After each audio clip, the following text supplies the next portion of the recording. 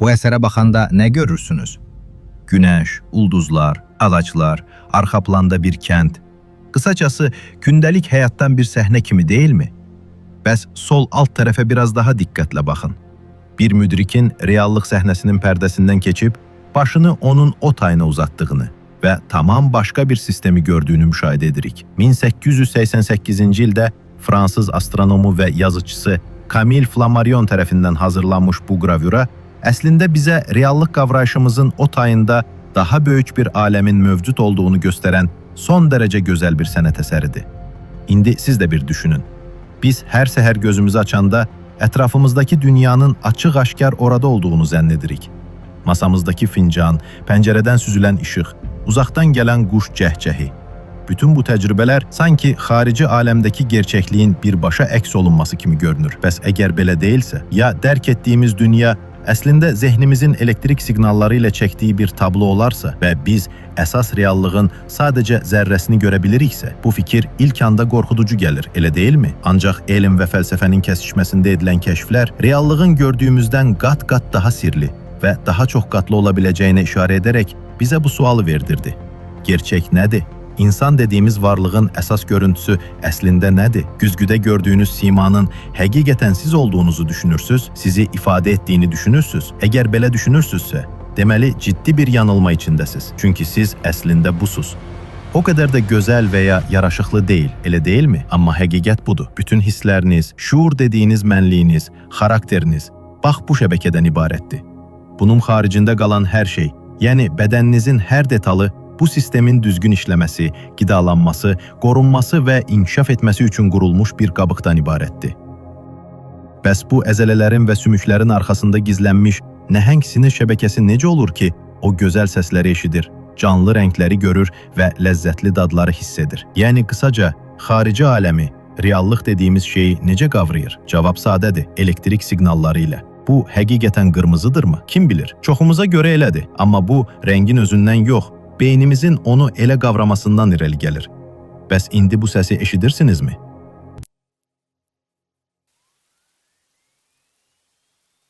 Qulaqlarınız sağlamdırsa bəli, yox, əgər sağlam deyilsə, deməli eşitmirsiniz. Bir cismin sərtliyinə nə qədər əmin olsanız da, nəticədə ona heç vaxt birbaşa toxuna bilmirsiniz. Normal şəraitdə atom səviyyəsində cisimlər əsla təmas edə bilməz. Qulağa sanki mən dəli danışıram kimi gəlir. Amma gerçək dediyimiz şey məhz budur. Rəngləri qavrayırıq, çünki gözlərimizdən beynimizə ötürülən elektrik siqnallarını beyin bu şəkildə kodlayır. Gözdən gələn elektrik siqnalları gözün yaratdığı linza təsiri səbəbilə beynimizin arxasındakı görmə sahəsinə tərs şəkildə ötürülür. Beyin bu siqnalı oxuyur, şərh edir və görüntünü çevirib düz hala gətirərək bizim görmə dediyimiz fəaliyyəti yaradır. İndi az əvvəl eşitdiyiniz və ya eşitmədiyiniz səsi götürək. Kompüterinizin dinamikləri əslində rəqəmsal bir siqnalı özü titrəyərək səs dalğalarına çevirib sizə ötürür. Bu dalğalar qulağınıza daxil olur. Qulaq pərdənizi və çəkic örs üzəngi adlanan mikrosümükləri titrədi. Arada daha çox şey baş verir. Amma qısaca, bu titrəyiş tezlikləri sonda stereosiliya tüklərinin müəyyən tezliklərə cavab olaraq əyilməsinə səbəb olur və həmin anda yaranan elektrik siqnalı beyninizə ötürülür. Beyin də bu elektrik məlumatını oxuduğu üçün siz onu səs kimi eşidirsiniz. Digər bütün nümunələrdə də sistem eyni əsas üzərində işləyir. Dad alma, görmə, eşitmə, toxunma. Hamısı əslində beynin elektrik siqnallarını oxumasından ibarətdir və beyin çox vaxt bu oxunuşları elə şərh edir ki, boşluqları da özü doldurur. Məsələn, İndi dərinliyi olan bir otaq görürsünüz. Halbuki bu iki ölçülü bir rəsmdir. Beyin bu tip illüziyanı detallı analiz etmir və yüz minlərlə il ərzində təkamülləşdiyi üçün avtomatik şərh edib yanlış məlumat yaradır. Və bu sadə illüziya əslində nəhəng bir paradoksun qapısını açaraq bizə bu sualı verdirir. Əgər beyin bəzən qavraya bilmədiyi məlumatları öz daxili mexanizmlərinə uyğun şəkildə şərh edirsə və biz bunu gerçək kimi qəbul ediriksə, bəs ya şərh etdiyi hər şey əslində bir illüziyadan ibarətdirsə? Bu sualı verdikdən sonra isə Alisanın dovşan dəliyinin ən qaranlıq dibinə doğru enirik və məhz bundan sonra işlər həqiqətən qəribələşməyə başlayır.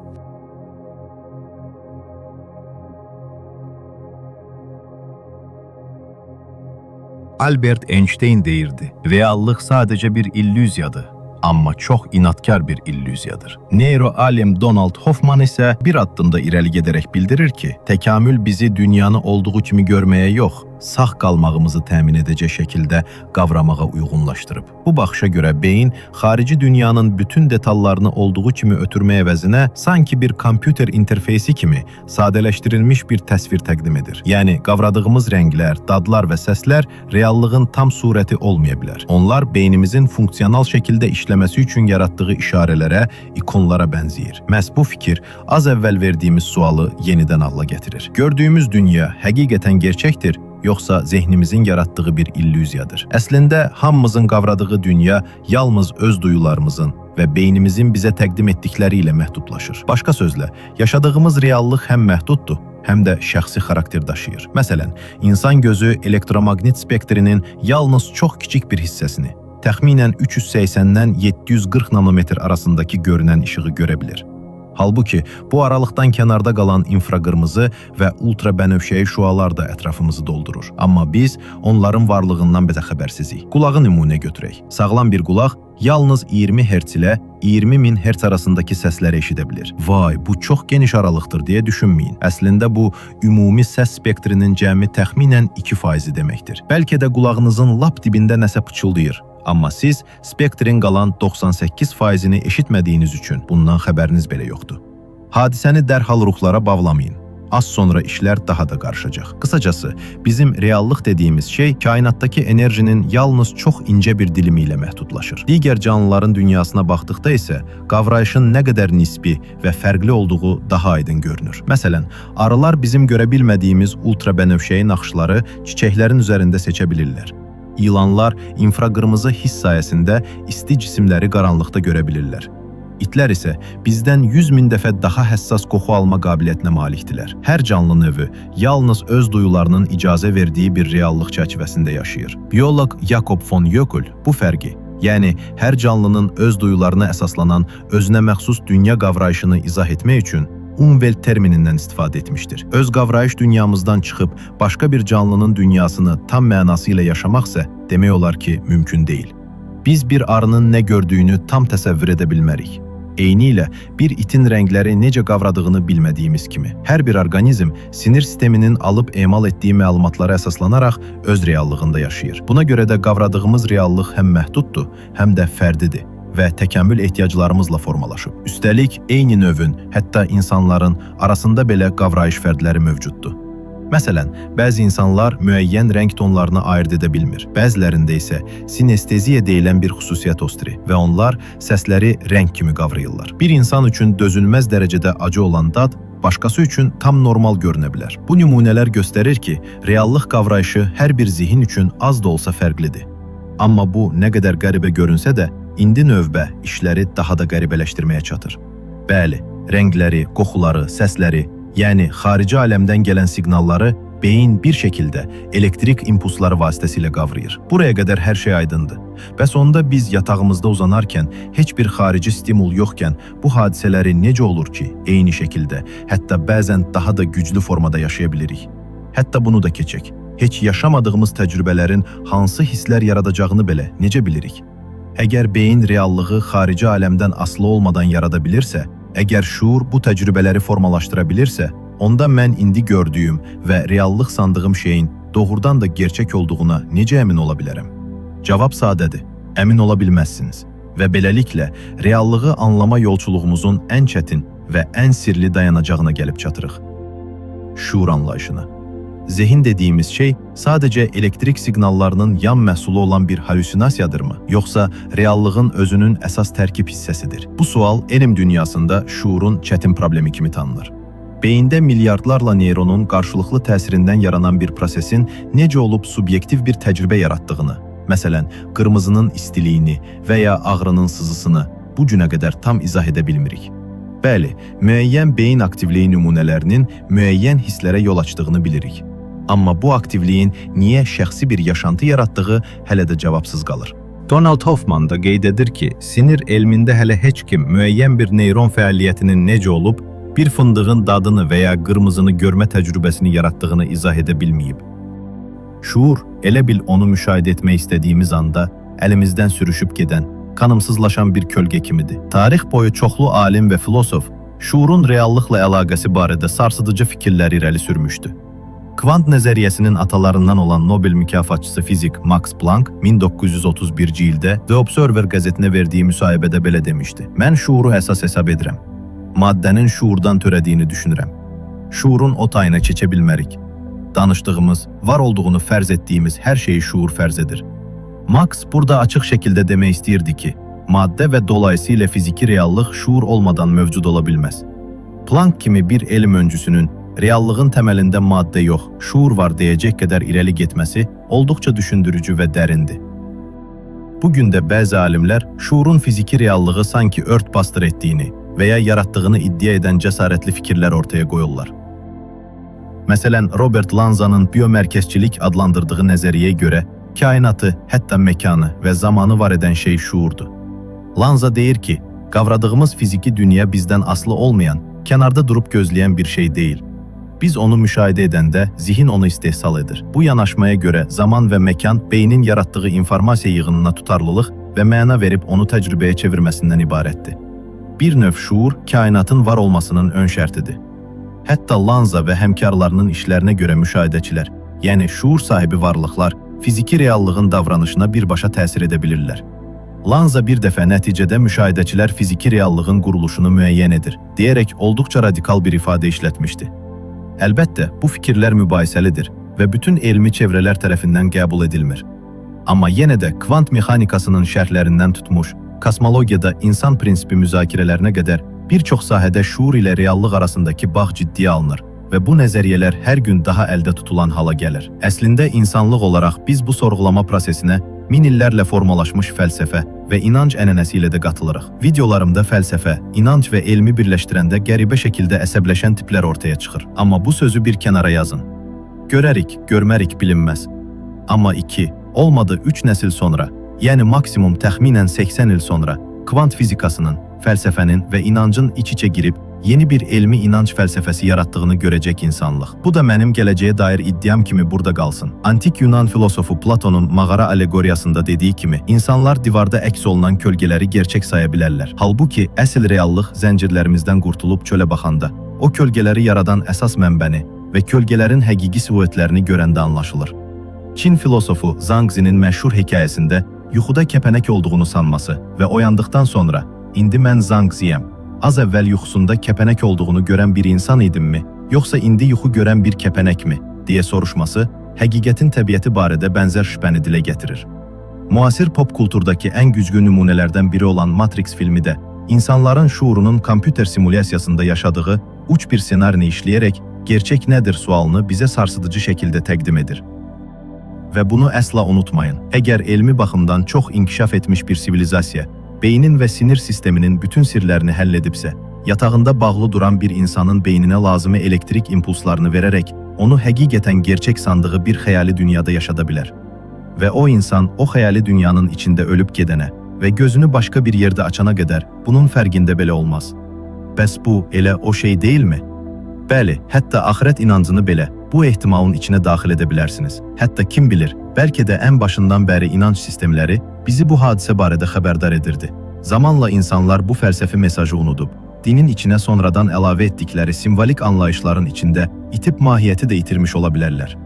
Məncə bu videodan sonra bu biliklər işığında o fəlsəfələri də araşdırın. İndi məsələni biraz da dərinləşdirim. Əgər şuurumuz bu reallığı yaradırsa, necə olur ki, hamımız bənzər bir reallıq qavrayır və yaşayırıq? Daha da vacibi, ortada biz insanlar belə yoxkən 15 milyard il əvvəl nə oldu ki, daha doğrusu hansı şuurlu varlıq müşahidə etdi ki, hər şey bir anda olmalı olduğu kimi sonsuz bir sim dənizindən maddəyə çevrilərək var oldu. Və əgər hamımız eyni kollektiv şuurla indi eyni reallığı əsasən təcrübə ediriksə, bu əslində hamımızın bir şəkildə bağlı və bütöv olması demək deyilmi? Deyirəm axı, hardan getsəniz gedin, günün birində elm də, fəlsəfə də, inanc da mütləq bir nöqtədə birləşəcək. Necə ki, hər şey bir nöqtədən başlamışdı. Kvant fizikasında aparılan təcrübələr şuurlu müşahidənin niyə bu qədər önəmli olduğunu bizə göstərir. Bir hissəciyi müşahidə etdiyimiz, yəni ölçüm apardığımız anda hissəciyin davranışını dəyişmiş oluruq. Bu hal müşahidəçi effekti adlanır və müşahidə edilənə qədər reallıq qeyri-müəyyəndirmi sualını gündəmə gətirir. Qulağa nə qədər qəribə gəlsə də, bu fikir kvant dünyasında təcrübələrlə də dəstəklənir. Məsələn, məşhur iki yarıq təcrübəsində elektronlara baxıb-baxmamağınız ekranda yaranan interferensiya naxışını kökündən dəyişdirir. Sanki təbiət onu müşahidə edən biri olanda fərqli davranırmış kimi görünür. Gündəlik həyat ölçüsündə bir stula baxanda onun orada olduğunu görür və bilirsiniz. Amma kvant ölçüsündə bir hissəciyə baxmadığınız zaman onun harada, hətta hansı zamanda olduğunu qətiyyən deyə bilmirik. Məhz burada reallığın təkcə kiçik miqyaslarda yox, ən təməl səviyyədə belə müşahidə ilə yarandığı fikri doğur. Əlbəttə, alimlər kvant mexanikasının bu qəribə nəticələrini izah etmək üçün müxtəlif şərhlər inkişaf etdirdilər. Hələ hamının razılaşdığı tək bir reallıq tərifi yoxdur. Amma əsas iki yanaşma belədir. Birincisi, Kopenhagen şərhidir. Bu yanaşmaya görə kvant sistemləri müşahidə edilənə qədər superpozisiya halındadır. Yəni, bütün ehtimalları eyni anda daşıyır. Ölçüm anında isə dalğa funksiyası çökür və yalnız bir reallıq ortaya çıxır. Yəni, bu yanaşmaya görə fiziki reallıq müşahidəçi ölçüm aparana qədər dəqiq deyil. İkinci yanaşma isə əvvəlki videoda danışdığım çoxlu dünyalar şərhidir. Bu qeyri-adi baxış hər ölçüm ediləndə kainatın fərqli qollara ayrıldığını irəli sürür. Yəni, reallaşmayan ehtimallar da başqa kainatlarda baş verir. Bizim indi təcrübə etdiyimiz nəticə isə bu çoxlu ehtimallardan yalnız birinin bizim kainatımızda gerçəkləşmiş halıdır. Beləcə, reallıq saysız-hesabsız paralel kainatın yaratdığı daha böyük bir quruluşa çevrilir. Kainatın sərhədlərini kəşfə çıxan bu düşüncə səyahəti bizi sonda tək bir nəticəyə gətirir. Reallıq əsla göründüyü qədər sadə deyil. Beynimizdəki elektrik fırtınaları dünyanı bizə formalaşmış bir təcrübə kimi təqdim edir. Duyularımız nəhəng varlıq okeanından kiçik bir damla tutur və biz o damlaya gerçək deyib, bəzən təkəbbürlə hər şeyi bildiyimizi sanaraq dolaşırıq. Halbuki kvant səviyyəsində reallığın hammalı ehtimallardan ibarətdir. Biz baxanda dalğa funksiyası çökür və konkret bir reallıq görürük. Amma ola bilsin, digər ehtimallar başqa kainatlarda yaşamla davam edir. Elə isə insanın ağlına bu gəlir. Reallığı yaradan bir beyni nəzarət altına ala bilsək, onun yaratdığı reallığı da idarə edə bilərikmi?